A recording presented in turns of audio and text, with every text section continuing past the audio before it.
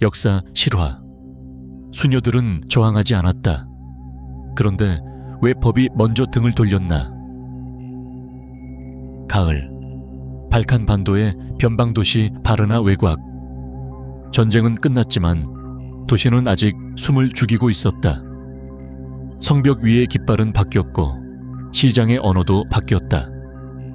그러나 수도원만큼은 늘 같았다. 도시 북쪽 언덕에 자리한 그리스도교 여성 수도원. 수녀들은 세상과 거리를 두고 살았다. 정치도, 전쟁도, 제국도 그들의 규칙 안에는 없었다. 그들이 남긴 것은 오직 기도문과 장부뿐이었다. 수도원에는 매일 기록이 남았다. 빵의 수, 물의 양, 병든 수녀의 이름, 방문자의 서명. 그 기록은 10수년 동안 한 줄도 빠짐없이 이어져 있었다. 그러나 그날 장부는 멈췄다. 1926년 10월 17일. 마지막 기록은 짧았다. 오늘도 이상 없음.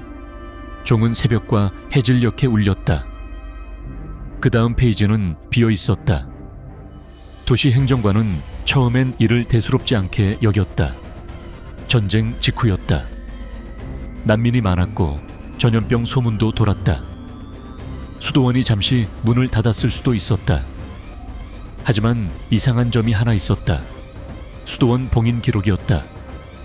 10월 19일 제국 행정서기가 남긴 문서에는 이렇게 적혀 있었다. 국고보호 및 치안 안정 목적, 해당 종교시설 임시봉인. 임시봉인. 그러나 봉인의 사유는 없었다.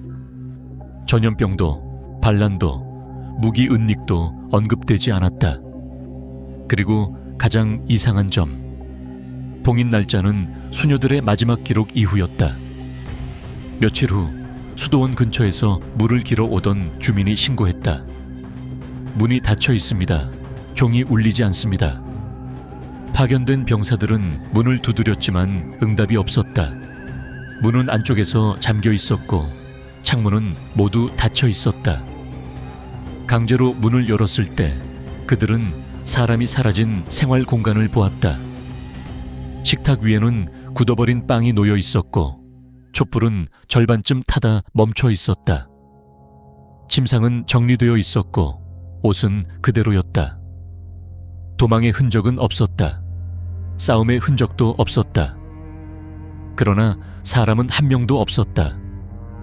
도시는 즉시 소문으로 뒤덮였다. 자발적 이주였다. 제국이 보호를 위해 옮겼다.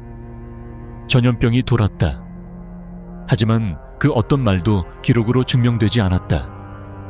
그때 제국은 한 명의 감찰관을 파견했다. 이름은 문서에만 남아있다. 그는 전쟁 후 민원과 행정 오류를 조사하는 임무를 맡고 있었다. 감찰관은 수도원에 들어서자마자 이상함을 느꼈다. 이곳은 급히 떠난 흔적이 아니다. 그는 장부를 확인했다. 마지막 기록 이후 배급 장부는 계속 이어지고 있었다. 수녀 수만큼의 곡물, 수녀 수만큼의 물, 수령에는 군정관 직속. 그는 그 순간 깨달았다. 사람이 없는데 배급이 있다. 감찰관은 봉긴 문서를 다시 확인했다. 도장은 정식 제국 인장이 아니었다. 임시 행정용 인장, 전시 상황에서만 사용되는 것. 그리고 문서 하단에는 작은 문구가 있었다. 본 조치는 사후 보고로 대체함. 사후 보고. 이미 일이 벌어진 뒤 합법화되었다는 뜻이었다. 그날 밤 감찰관은 개인 기록에 이렇게 적었다. 이 사건은 칼의 문제가 아니다. 법의 공백이 만든 폭력이다. 수녀들은 싸우지 않았다. 저항하지 않았다. 그럼에도 불구하고 법의 보호 밖으로 밀려났다. 그리고 그 순간 그들은 사라졌다. 수도원의 종은 다시는 울리지 않았다. 감찰관은 수도원에서 나온 날 곧바로 도시의 말을 믿지 않기로 했다. 그가 믿는 것은 오직 사람의 기억과 기록의 틈이었다. 첫 번째로 찾은 사람은 수도원 아래 마을에서 평생을 살아온 노파였다. 그녀는 처음엔 말을 거부했다. 괜히 입 열면 다치지. 그러나 감찰관이 봉인 날짜를 말하자 그녀의 손이 떨렸다. 그날 밤이었어요. 종이 울리지 않던 첫날. 그녀는 창문 너머를 가리켰다. 횃불이 있었습니다. 군대처럼 정렬되어 있었어요. 웃음소리도 들렸고 노래도. 감찰관은 물었다. 축제였습니까? 노파는 고개를 저었다.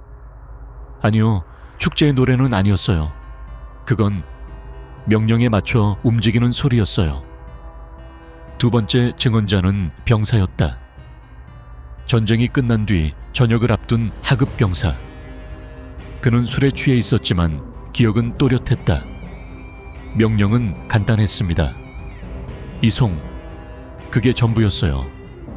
어디로 가는지는 묻지 말라는 지시가 내려왔다. 그는 수레를 기억했다. 사람 수보다 수레가 많았어요. 그리고 덮개가 씌워져 있었습니다. 감찰관은 조용히 물었다. 저항은 있었습니까?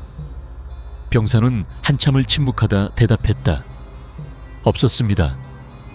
아무 소리도 없었어요. 그 말은 오히려 감찰관을 불안하게 만들었다. 세 번째 증언자는 행정석이었다. 그는 제국 문서를 정리하는 말단 관리였다. 석이는 봉인 문서를 보고 얼굴이 창백해졌다. 이 날짜는 제가 쓰지 않았습니다. 하지만 제 서명이 맞습니다. 그는 손을 떨며 말했다. 상관이 시키는 대로 했습니다. 날짜는 비워두라고 했고 나중에 적어 넣겠다고 했습니다. 감찰관은 봉인 문서의 하단을 가리켰다. 사후 보고로 대체함. 이 문구는 누가 넣었습니까? 석이는 고개를 숙였다. 그 문장은 문서를 정당하게 만드는 문장입니다. 세 개의 증언은 하나의 그림을 만들었다. 수녀들은 자발적으로 떠나지 않았고 기록 없이 이동되었으며 그 모든 과정은 사후에 합법화되었다. 이것은 우발적 범죄가 아니었다. 절차를 가장한 행정작전이었다. 감찰관은 개인 기록에 이렇게 남겼다. 칼은 증거를 남긴다. 그러나 도장과 서명은 책임을 지운다. 그날 밤 그는 확신했다. 이 사건은 사람이 사라진 사건이 아니라 법이 침묵한 사건이라는 것을. 그리고 이제 그 침묵을 법정으로 끌어내야 했다. 제2부 끝. 감찰관은 더 이상 증언만으로 움직이지 않았다. 이제 그는 이름과 직위를 향해 갔다. 군정관의 관저는 도시 한가운데 있었다. 전쟁이 끝났지만 병사들은 여전히 문 앞에 서 있었다. 질서의 얼굴이었다. 군정관은 감찰관을 맞이하며 미소 지었다. 수도원 건 말입니까? 이미 보고된 사안입니다. 그는 서류철 하나를 내밀었다. 봉인 명령, 이송 보고, 배급 승인. 모든 문서에는 문제가 없어 보였다. 그러나 감찰관은 날짜를 보았다. 이송 보고가 봉인보다 빠릅니다. 군정관은 잠시 침묵했다. 전시 상황에서는 보고가 뒤바뀔 수 있습니다. 감찰관은 다시 물었다. 그렇다면 왜 정식 제국 인장이 아닌 임시 인장을 사용했습니까? 군정관의 표정이 굳었다. 현장 판단이었습니다. 감찰관은 병참 장부를 꺼냈다. 사라진 뒤에도 계속된 배급 기록. 이 곡물은 누가 받았습니까? 군정관은 답하지 않았다. 대신 종이를 넘겼다. 실무는 하급 장교들이 처리했습니다. 그 순간 감찰관은 알았다. 책임이 이동하고 있다는 것을. 그날 이후 하급 지휘관들이 하나둘 호출되었다. 그들은 같은 말을 했다. 명령이었습니다. 위에서 내려왔습니다. 우리는 따랐을 뿐입니다. 그러나 명령서는 없었다. 모두 구두 지시였다. 감찰관은 조사보고서 초안을 작성했다. 본 사건은 특정 개인의 일탈이 아니라 지시가 기록되지 않는 구조에서 발생했다. 그러나 보고서는 그대로 통과되지 않았다. 상부에서 수정 지시가 내려왔다. 구조적 문제, 삭제, 책임 주체 불명확, 추가 군정관 직접 개입 증거 없음. 삽입 감찰관은 보고서를 다시 읽었다. 자신의 글이 아니었다. 그는 개인 기록에 남겼다. 제국은 진실을 부정하지 않는다. 다만 기록하지 않을 뿐이다. 며칠 뒤 공식 책임자는 정해졌다. 하급 지휘관 2명, 행정서기 1명. 군정관의 이름은 어디에도 없었다. 수녀들의 이름 역시 어디에도 없었다. 감찰관은 마지막으로 수도원 문 앞에 섰다. 봉인도장은 여전히 붙어 있었다. 아무도 뜯지 않았다. 그는 문을 보며 생각했다. 이 문은 사람을 가두기 위해 닫힌 것이 아니라 책임을 가두기 위해 닫혔다. 이제 남은 것은 하나였다. 재판. 그러나 그것은 공개될 수 없는 재판이었다. 재판은 공표되지 않았다. 방청석도 기록관도 없었다. 제국은 이것을 사법 절차라 불렀지만 실상은 질서 유지 회의에 가까웠다. 재판이 열린 장소는 도시 외곽의 군 행정 건물 지하실이었다.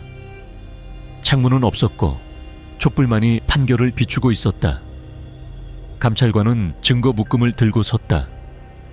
장부, 증언 요약, 날짜 대조표. 그가 모은 모든 것은 하나의 질문으로 수렴되고 있었다. 수녀들은 어디로 갔는가? 재판관은 질문하지 않았다. 그는 먼저 말했다. 본 재판은 사상이나 종교를 다루지 않는다. 절차의 적법성만을 판단한다. 그 말은 이미 결론의 범위를 정해놓은 선언이었다. 군정관은 증인석에 서지 않았다. 그의 진술은 문서로 대체되었다. 전시 상황에서의 행정 판단, 직접 개입 증거 없음. 대신 하급 지휘관들이 불려 나왔다. 그들은 고개를 숙이고 같은 말을 반복했다. 명령을 따랐습니다. 질서 유지를 위한 조치였습니다. 감찰관은 물었다. 그 명령은 누가 내렸습니까? 대답은 없었다. 정확히는 대답할 수 없도록 되어 있었다. 행정석에는 마지막 증인이었다. 그는 봉인 문서를 다시 보며 말했다. 이 문서는 사건을 설명하기 위한 문서가 아닙니다. 재판관이 물었다. 그렇다면 무엇입니까? 서기는 잠시 멈췄다. 사건을 끝내기 위한 문서입니다. 그 말에 방안이 조용해졌다. 그러나 침묵은 의미를 바꾸지 못했다. 판결은 짧았다. 하급 지휘관 2명, 직위 해제 및 추방. 행정서기 1명, 문서관리 소홀로 처벌. 군정관 무혐의. 수녀들의 행방 확인 불가. 재판관은 마지막으로 말했다. 제국은 질서를 지켰다. 그 문장은 판결문에 그대로 남았다. 재판이 끝난 뒤 감찰관은 홀로 방에 남았다. 그는 판결문을 다시 읽었다. 거기에는 단 한 번도 사람이라는 단어가 나오지 않았다. 그날 밤 그는 개인 기록에 이렇게 썼다. 이 재판은 누가 죄를 지었는지를 묻지 않았다. 누가 책임질 필요가 없는지를 결정했을 뿐이다. 수도원은 공식적으로 사건 종료 처리되었다. 그러나 감찰관은 알고 있었다. 이 사건은 끝난 것이 아니라 기록 속으로 묻혔다는 것을. 재판이 끝난 뒤 도시는 빠르게 평온을 되찾았다. 시장에는 다시 사람이 모였고 병사들은 철수했다. 제국은 질서를 회복했다고 선언했다. 그리고 수도원은 공식 지도에서 사라졌다. 문서에는 이렇게 정리되었다. 기능 상실로 인한 폐쇄, 인원 현황 확인 불가. 그 문장은 모든 것을 끝냈다. 감찰관은 몇 달 뒤 다른 지역으로 전출되었다. 그의 보고서는 중앙기록소로 보내졌고 일부는 보존되었고 일부는 분실되었다. 그가 남긴 개인 기록만이 유일하게 사건을 끝까지 담고 있었다. 사람이 사라졌을 때 법은 질문해야 한다. 그러나 이 사건에서 법은 계산했다. 수도원 건물은 곧 군 창고로 전용되었다. 종은 철거되었고 제단은 봉인되었다. 아무도 그곳을 수녀들이 살던 곳이라 부르지 않았다. 수백 년이 흘렀다. 제국은 사라졌고 도시는 이름을 바꾸었다. 19세기 말 한 역사 연구자가 옛 병참 장부를 정리하다가 이상한 항목을 발견했다. 여분 배급 수령자 없음 날짜는 정확히 그 수도원이 봉인된 이후였다. 연구자는 기록을 따라갔다. 그러나 그 이상은 나오지 않았다. 수녀들의 이름은 끝내 발견되지 않았다. 오늘날 그 사건은 역사서의 각주에도 남지 않았다. 그러나 질문은 남는다. 왜 무기를 들지 않은 사람들이 법의 보호에서 제외되었는가? 왜 행정은 설명하지 않아도 되었는가? 왜 판결은 사람 대신 질서를 택했는가? 이 이야기는 한 시대의 잔혹함을 고발하지 않는다. 그보다 더 조용한 진실을 말한다. 폭력은 언제나 가장 합법적인 얼굴로 나타난다는 것. 그리고 마지막으로 감찰관의 기록은 이렇게 끝난다. 우리는 제국을 지켰다. 그러나 그날 인간을 지키지는 않았다. 그 문장은 어느 판결문에도 실리지 않았다. 하지만 바로 그렇기 때문에 지금까지 남아있다.